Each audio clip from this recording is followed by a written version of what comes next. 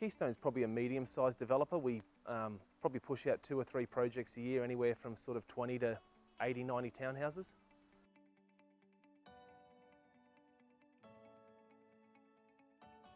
In terms of our capital contribution to any project, I guess it depends on the project, the risk level, what other projects we've got in the pipeline and where our money's best spent.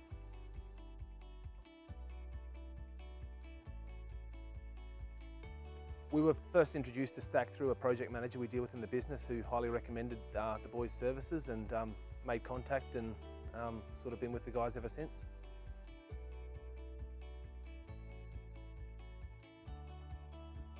Well, the hurdles in dealing with any consultants, you've got to have a bit of a rapport. You know, they've got to be good people, they've got to be good communicators and get information back to you in a timely manner. It's critical for our business.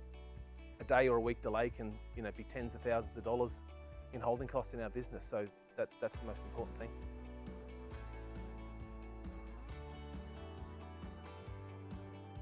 The efficiencies were really just communication was the big standout. I know that everybody's busy these days, but if the boys don't answer your phone call straight away, it will be returned that day, and that's like I say, is crucial to our business.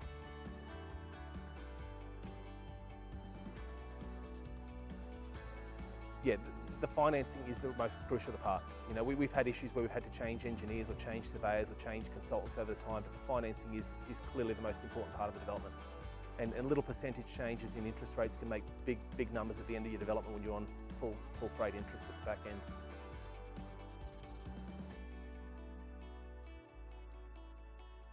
The best example I can give you is that we have been dealing with one of the top 4 banks for 15, 20 years now.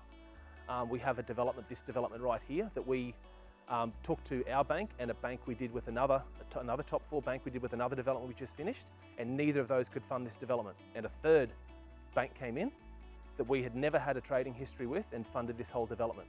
And that was entirely because of a relationship between the STAC boys and a banker high up in that top 4 bank.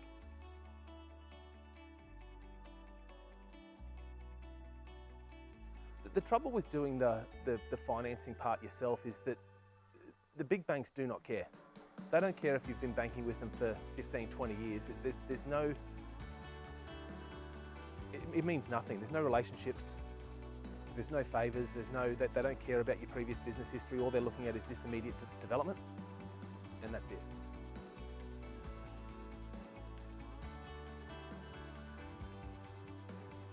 Like I said, like in the construction industry, there's a lot of, with a lack of disrespect for other people, a lot of stale personalities in the industry. You know, the boys are good fun to be around and have a good conversation with, not just about the financing part. So it was good communication, just good all-round guys that just made the process quite pleasurable to deal with.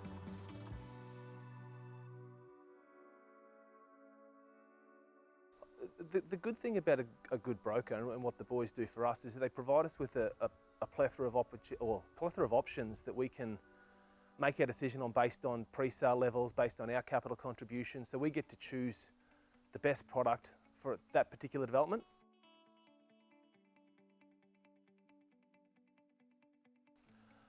We have recommended STAC to a number of colleagues and people in the market that we've come across. It's not until you've dealt with somebody as professional as these guys and have the relationships with the banks and the non-banks, because that's quite important sometimes too, depending on the economic situation within the market. But it's not until you've had those relationships with these sort of guys that you realise how important they are to your development process and getting the development off the ground. We made a lot of mistakes in early developments trying to deal with the big 4s and get pre-sales and do those sort of things, and in hindsight it cost us a lot of money.